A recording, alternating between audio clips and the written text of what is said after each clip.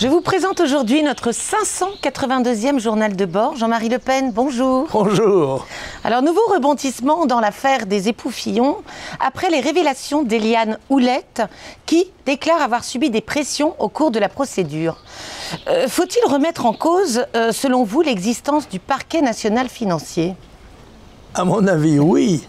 Je vous le dis d'autant plus sérieusement que j'en ai été moi-même la victime, puisque bien évidemment cette initiative judiciaire a été le fait du gouvernement de M. Hollande, oui, et par le truchement diabolique de Mme Taubira, qui, on le sait, est une juriste au-dessus de tout soupçon.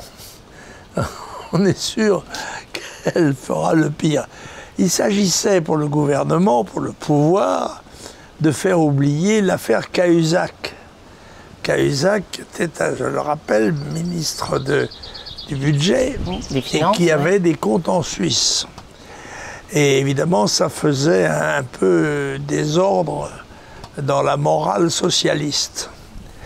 Et M. Macron était d'ailleurs ministre de l'économie à ce moment. Et Mme Taubira a créé cet organe qui est le fruit d'une arnaque politicienne de persécution, qui était chargé d'exécuter les dirigeants de la droite, et ceux de la droite nationale bien sûr, mais surtout de mélanger ça avec M. Cahuzac de telle manière qu'on puisse noyer le poisson. Alors, il semblerait quand même que cette intervention du parquet national financier, dépendant du parquet général, ait modifié sensiblement les contours de l'élection présidentielle en abattant François Fillon et sa candidature. Oui, je crois honnêtement, j'étais très heureux de savoir que c'était la candidate du Rassemblement national qui était en deuxième position, donc sélectionnée. Mais je dois dire que raisonnablement, on pouvait penser que ce ne serait pas elle qui serait à cette place. Et que le futur président de la République ne serait sans doute pas M. Macron, mais M. Fillon. Autrement dit, Mme Houlette a objectivement servi les intérêts de Marine Le Pen, si on vous écoute bien. Si on veut. Mais ceci est relativement secondaire dans la mesure où on aurait pu avoir un président de droite, peut-être plus au fait des affaires de la communauté que M. Macron. Alors les avocats de François Fillon et de son épouse demandent, puisque c'est le 29 juin prochain que l'arrêt était rendu, qu'on refasse le procès en quelque sorte, ou en tout cas qu'on reprenne les débats. On va défilloniser en quelque sorte. Voilà, il faut... Écoutez, ça serait raisonnable, mais alors évidemment les conséquences sont telles que probablement aucun juge ne prendra la responsabilité d'engager un processus qui aboutirait à une nouvelle élection présidentielle et à l'annulation de tous les actes gouvernementaux qui ont été faits depuis 3 ans bientôt. Vous avez encore une question. Madame Houlette, vous avez eu l'occasion de la rencontrer personnellement ou uniquement par les correspondances qu'elle a pu vous adresser et les poursuites qu'elle a pu engager au sens large contre la droite? Elle ne m'a pas laissé de souvenirs inoubliables, mais je pense que j'ai pu peut-être la croiser, oui. Oui, avoir affaire à elle, je crois bien. Oui, ça, elle nous a poursuivis. Oui, bien sûr. Et le complot de Taubira avec le Schulz, le président du Parlement européen, a abouti à créer l'affaire des assistants parlementaires. C'est-à-dire que grâce à ces législations, on a pu poursuivre pour détournement, escroquerie, en bande organisée, etc., les gens qui avaient des assistants qui étaient payés par le Parlement européen et dont le Parlement européen exigeait désormais la justification de leur travail, ce qui était un moyen, bien sûr, de contrôler celui du parlementaire dont ils étaient l'assistant. Alors, que pensez-vous de la création d'une convention de citoyens tirés au sort afin de déterminer la politique française en matière d'écologie. Est-ce une formule démocratique d'avenir selon vous? Je crois que notre système politique est déjà suffisamment complexe comme ça, sans y ajouter plutôt des formations nouvelles. Et je dois dire que, puisqu'on choisit un corps tiré au sort, pourquoi pas tirer la loi elle-même au sort? Somme toute, ce serait, on tire les amendements et on se passe du travail parlementaire. Il me semble qu'il y a une démocratie représentative et qu'elle s'impose devant une démocratie prétendument participative. Parce qu'à ce moment-là, où s'arrête-t-on? À quel moment arrête-t-on de réunir des citoyens de façon arbitraire d'ailleurs et incontrôlable pour prendre des décisions, au moins pour proposer des solutions dont les médias s'efforceront, en tapant sur le même clou toute la journée, de l'entrer dans la tête des citoyens. Alors, il semble que les experts ou des commissions d'experts aient joué un rôle d'assistance pour ces citoyens tirés au sort, si bien que le résultat, c'est finalement plus le travail des experts, validé par un groupe d'inconnus en quelque sorte, qu'étant à l'origine elle-même. Ça rappelle un petit peu ce qu'avait fait le président de la République avec les Gilets jaunes et l'organisation à travers toute la France de ce qu'on a appelé le grand débat. Et ça annonce peut-être aussi des initiatives politiques du président de la République après le deuxième tour de l'élection municipale, des élections municipales. Référendum sur des sujets, on parle d'un référendum à choix multiples, comme ça peut se passer quelquefois en Suisse ou certaines procédures américaines. Autrement dit, 120, 130 propositions, celle-là vous plaît, celle-là vous plaît pas, et ainsi de suite, et on totalise tout ça. Parce qu'il y a des choses qui sont pas mal finalement dans les propositions. Oui, mais il s'agit de court-circuiter la représentation politique des assemblées, de l'Assemblée nationale et du Sénat. Et on peut s'étonner, sous la réserve que la majorité est macroniste, on peut s'étonner qu'il n'y ait pas de réaction dans ces milieux parlementaires contre l'espèce d'exécution dont ils sont l'objet. Vous êtes toujours favorable au référendum d'initiative populaire tel qu'il a si longtemps figuré dans les programmes du Front? Bien sûr. Mais il s'agit de donner au peuple, avec de très nombreuses signatures, l'occasion d'intervenir dans le processus législatif. Mais c'est une exception. Et il semble qu'on s'oriente plutôt vers une généralisation de cette dépossession des assemblées de leur mandat et de leurs responsabilités. Alors, les méthodes d'interpellation en vigueur depuis quelques années dans la police sont à nouveau remises en cause, après de nouvelles révélations concernant le décès de Cédric Chauviat. Comment, selon vous, sortir de ce climat de suspicion concernant les méthodes de nos forces de l'ordre? Écoutez, pour être parfaitement juste et honnête, il faut reconnaître que l'arrestation d'une personne qui essaye de maîtriser des policiers ne se fait pas facilement quand celle-ci se débat. Elle peut être beaucoup plus athlétique que les policiers et les méthodes pour l'immobiliser ne sont pas simples. Il y a donc des responsabilités qui sont prises à ce moment-là et dont sont juges à la fois l'inspection générale de la police nationale et éventuellement les tribunaux si l'affaire vient devant eux. Je crois qu'il ne faut pas non plus affaiblir totalement, comme on essaie, semble-t-il, dans certains milieux de le faire, les prérogatives et les moyens de la police, parce qu'il est probable que nous allons en avoir besoin pour défendre nos libertés. Il vous est arrivé dans votre vie parlementaire et politique en général d'avoir des rencontres assez musclées avec les forces de l'ordre au fil des décennies? Ça m'est arrivé, mais bien avant cette période-ci. Et j'ai même été blessé 2 fois, je crois, une fois sur les Champs-Élysées et une fois au quartier latin avec boulevard Saint-Germain. Non, c'est boulevard Saint-Michel. Avec nécessité d'une couture du cuir chevelu parce que on me l'avait ouvert avec un coup de trick policier alors que nous manifestions pour l'Algérie française Nous étions, je pense, une dizaine à remonter le boulevard Saint-Michel, mais quelqu'un a trouvé juste de nous faire barrage à ce moment-là. Ça n'a fait aucun bruit dans la presse, mais il ne s'agissait que de Le Pen. Alors au cours de cette semaine écoulée, il y a eu les événements de Dijon. Vous avez vu comment ils se sont conclus, c'est-à-dire un affrontement entre communautés, une guerre de territoire pour contrôler le trafic de la drogue, post-confinement en quelque sorte, une confrontation entre des citoyens d'origine tchétchène, qui sont probablement d'ailleurs toujours tchétchènes, et la communauté maghrébine. Et on apprend qu'il y a eu un armistice sous les auspices de la mosquée et de l'imam qui a plutôt la réputation d'être un imam radical. Qu'est-ce que vous pensez de cette formule? Je trouve ça dramatique.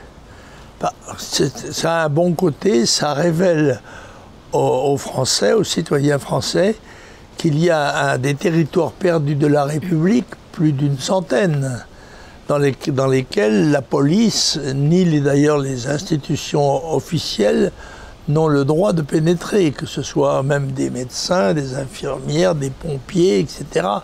Tout ce qui représente l'ordre, et si peu que ce soit l'État, est considéré par un certain nombre d'agitateurs qui maîtrisent ces banlieues comme une agression insupportable. Et bien évidemment, la reconquête de ces territoires perdus de la République devrait être un des axes principaux de l'action gouvernementale. Malheureusement, je crains que personne n'ait le courage d'affronter les médias et l'opinion qui est manipulée par eux dans une affaire comme celle-là. On a l'impression en plus qu'il ne s'agit pas seulement d'une affaire franco-française. Vous avez vu que depuis que la mode est apparue aux États-Unis, on déboulonne ou on attaque les statues qui symbolisent une part du passé qui ne convient pas au regard d'aujourd'hui à une partie de la population. Colbert vient d'en faire les frais devant l'Assemblée nationale puisqu'il a été tagué, même si je crois que cette statue est une réplique. Elle est en résine pour lutter contre la pollution et les effets sur l'œuvre d'art elle-même. Mais enfin tout de même, ça va durer combien de temps cette affaire? Oui, alors ça je crois que là il faut être très ferme. Il faut aggraver considérablement les sanctions des gens qui s'attaquent aux monuments nationaux. Parce que nous n'avons pas à nous faire la loi dans le domaine de l'histoire par des gens dont la plupart sont des immigrés récents et qui veulent nous imposer chez nous leur manière de voir. Je crois qu'il faut être de ce domaine-là sans bienveillance et même sans concession.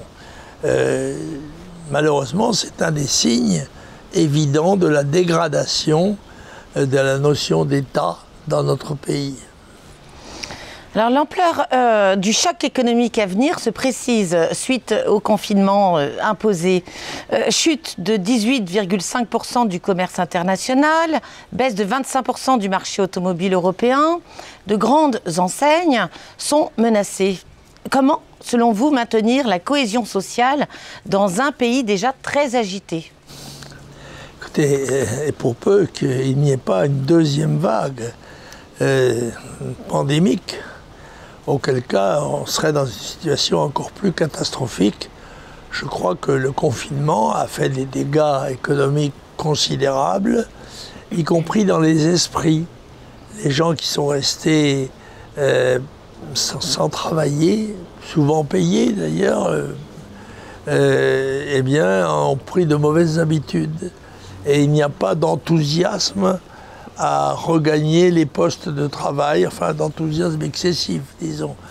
Les gens ne se ruent pas sur les postes à pourvoir ou à repourvoir. Et je suis assez inquiet des conséquences économiques et donc sociales qui seront celles qui vont suivre la période que nous connaissons actuellement. La rentrée sera probablement très difficile, très dure, et je pense que ce n'est pas le moment de risquer une grève de la police. Alors, vous en avez dit un mot là, et c'était la dernière question de ce blog, mais on voit qu'il y a un relâchement partiel de ce qu'on appelle les gestes barrières, qu'en Allemagne, 600 000 personnes sont à nouveau reconfinées à la suite de foyers de réveil de l'épidémie. Tout cela peut se trancher aussi par des initiatives politiques à la fin de cette séquence électorale là, qui se termine dans quelques jours avec les élections municipales. On dit que le président de la République va remanier le gouvernement. Est-ce qu'il peut y avoir des pistes politiques pour essayer de calmer le jeu et d'affronter dans les meilleures conditions possibles, ce choc en retour économique qui devient inévitable? Je ne suis pas sûr que ce soit forcément le changement qui ne saurait être que superficiel, qui soit de nature ou capable de relancer la machine économique et sociale. Je pense que les Français doivent serrer les dents, serrer les coudes et s'attendre à de grandes difficultés. Je sais qu'à la radio et à la télévision, il est plus plaisant d'annoncer des bonheurs que des malheurs, mais je crois qu'il faut s'attendre au pire dans ce domaine-là. Et donc je n'hésite pas, pour ma part, à avertir mes concitoyens qu'ils vont devoir faire de gros efforts pour essayer de relancer la machine économique sans tomber, bien sûr, dans une réédition de la pandémie. Et sans écouter peut-être un des conseils de la Convention citoyenne écologique, oui, bien sûr. Les 28 heures par semaine de travail, payées 38, enfin des choses comme ça. Oui, oui, bien sûr. Mais comme il s'agit de gens irresponsables et qui n'ont pas à rendre compte de leur mandat à qui que ce soit, sinon à ceux qui les ont nommés peut-être, ben je crois que, en effet, il faut se garder de ce genre d'initiatives qui ne peuvent que troubler le jeu politique normal. Avez-vous quelques lectures, cher Président, aujourd'hui, à nous conseiller? Je n'ai pas eu beaucoup de lectures, mais j'ai beaucoup de livres. Parce que, à l'occasion de mon anniversaire, un certain nombre d'amis ont jugé bon de me pourvoir en lecture. Alors d'abord, je voudrais signaler le dernier numéro de Synthèse, qui est une revue remarquable, et dont je conseille la lecture, encore que moi-même j'ai du mal à arriver jusqu'au bout, compte tenu de la richesse de sa documentation. Alors ce numéro est consacré à Honoré d'Estiendorf, et le rôle des monarchistes dans la résistance. Ce qui est intéressant aussi parce qu'on a souvent l'impression, à travers l'histoire officielle, que la résistance était peuplée de gens de gauche, en oubliant que la droite, et la droite catholique en particulier, ou monarchiste, a été parmi la mieux représentée dès le début. Et quelquefois même d'une germanophobie assez inexplicable. C'est le cas de Charles Maurras en particulier, qui était presque hystérique sur le sujet. Alors évidemment, transformer ces gens-là en un collabo de l'Allemagne, c'était pas très facile, mais la résistance y a pourvu par sa propagande. Alors Julien Rochedy. Là encore, une chose sérieuse, Julien Rochedy, l'ancien président des jeunes du Front National, c'est Nietzsche l'actuel et Nietzsche et l'Europe. Alors pour ceux qui aiment la philosophie, ils auront tout loisir de lire M. Rochedy. Alors Pierre Péan, ça c'est particulier parce que ça n'a pas toujours été un de vos amis politiques, même jamais d'ailleurs, mais vous vous souvenez qu'il avait aussi consacré un livre, Les Le Pen, une famille française ou une histoire française, c'était... Avec Philippe Cohen. Avec Philippe Cohen. Écrit en collaboration. Je dois dire que j'ai regardé, j'ai survolé les mémoires impubliables de Pierre Péan, paru à Albin Michel, Pierre Péan, qui a disparu l'année dernière. Il est mort il y a quelques mois. Juillet de l'année dernière, et donc qui révèle toute une série de scandales divers dans lesquels je n'occupe que quelques lignes, dans lesquels il ne rappelle pas d'ailleurs que lui et ses aides ont été condamnés pour diffamation pour avoir affirmé que le président Bongo m'envoyait des valises de billets de banque, ce qui était tout à fait invraisemblable, mais qui était rendu nécessaire par les progrès du Front National, qu'il fallait bloquer. Alors attends, il y en a encore d'autres. Et puis alors, une autre arrivée, ça c'est un de vos vieux amis, Bernard Plazet. Ah oui. L'époque de la rue Quincampoix. Ancien conseiller municipal de Paris. Ancien sénateur de Paris, ancien sénateur. Et qui écrit un livre dont le titre est étonnant, c'est « Les bras m'en tombent des mains ». Alors ça, je dois dire que c'est un voyage à travers la langue française tout à fait pittoresque et amusant. Ces livres sont passionnants, mais moi j'ai de plus en plus de mal, malheureusement, à les lire parce que j'ai un peu la vue qui baisse. Ce sont les misères de l'âge. j'essaie quand même de les combattre autant que je peux. Je prends une loupe. Et puis vous avez tout l'été, tranquillement, pour pouvoir les avaler. Sinon, je me ferai lire. Voilà, avec joie. J'aurai un lecteur ou une lectrice. Oui, avec plaisir, à votre service, cher président. Et en tout cas, à votre service et en tout cas, merci. À la semaine prochaine. Merci, à la semaine prochaine. J'espère qu'il fera moins chaud. Oui. Merci Jean-Marie Le Pen.